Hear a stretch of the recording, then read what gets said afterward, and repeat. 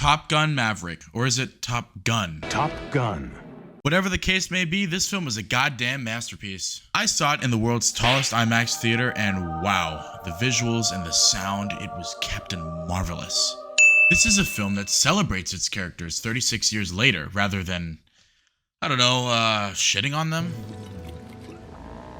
Maverick is back and better than ever. Tom Cruise proves he is walking greatness on Earth and the last true movie star. A dogged-up advocate for the theatrical experience, he held out on this movie for 3 years due to coronavirus 19. Thank God for that.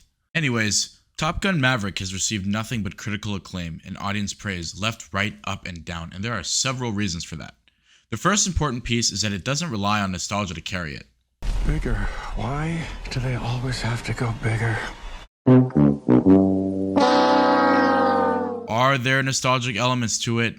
Yes. But they aren't overly forced, and the movie has so much more to offer. It tells a fresh story for a new generation. It builds on the character of Maverick while introducing new characters such as Rooster, played by Miles Teller, and by the end of the film, each character's arc comes to a wholly satisfying conclusion. The key here is that the film builds. It doesn't tear down its characters, and it doesn't slow down in its narrative. And of course, I do have to mention the insane practical effects and the fact that the actors were actually up in the air while shooting. All this contributed to the authenticity of the film, and goddamn was it refreshing to see something real instead of the usual CGI overload. But all that aside, I think the reason Top Gun Maverick ultimately works so damn well is because of its building third act. Let me explain. I'd like to introduce you to my friend, the Batman. She's pretty, gritty, dark, and has a score worthy of Simu Liu's approval. The whole package, you might say.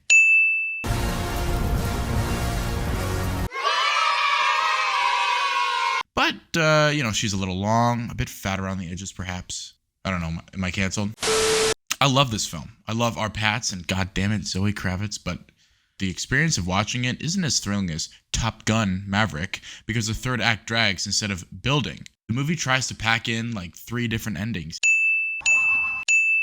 Alright, so what exactly makes a great or building third act? Well, don't worry, I'm about to give you some examples. The first example is, yes, you guessed it, Revenge of the Sith. Now, this is a film that's just well-paced throughout. You exclusively eat frog legs if you think this movie is boring. The third act consists of Anakin storming the Jedi Temple, Order 66, Yoda fighting Palpatine, and of course the final battle between Anakin and Obi-Wan. Each scene builds into the next, and yeah, dude, this shit is glorious. Avengers!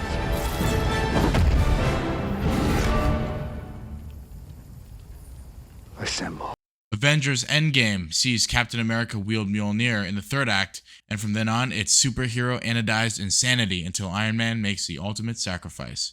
Whatever you might think of this film overall, there's a reason the third act had monkeys clapping like apes in the theater so wildly.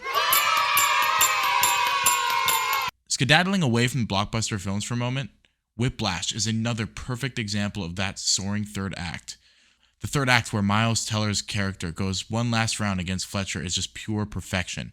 You just don't want the film ever to end. I'm guessing most of you folks have heard of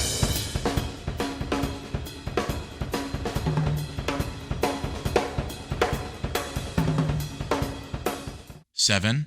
A third act that builds to the iconic "What's in the box" twist. What's in the box? Not till you give me the What's in the fucking box? And one more superhero film, I'm sorry, but Spider-Man No Way Home's third act. Call me a nostalgia sucker or whatever, but this part of the movie was by far what makes it. You get all the battle goodness, and then it builds to the end of the film where Peter makes a genuine sacrifice.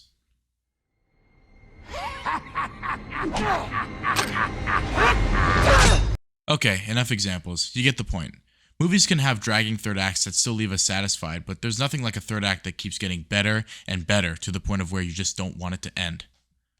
Top Gun Maverick, I'd argue, is the new quintessential example of a building third act where each beat outdoes the previous in its level of intensity, and it's all tied up at the end with a satisfying payoff that does justice to the story as well as its characters.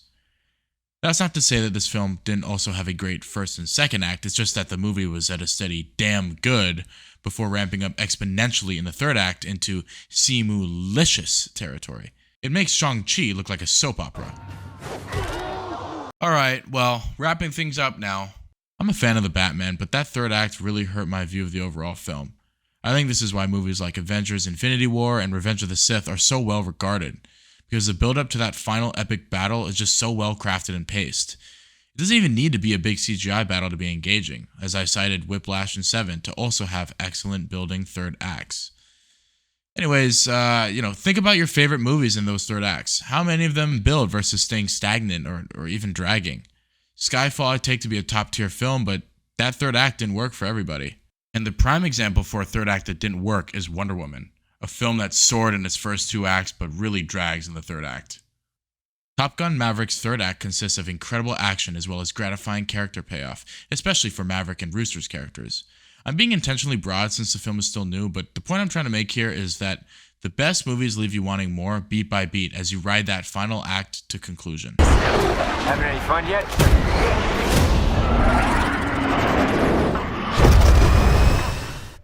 Alright, that's it from me. Thanks so much for watching and, like, comment, subscribe, all that good stuff. And, hopefully I can keep doing this and I'll see you in the next one. Goodbye.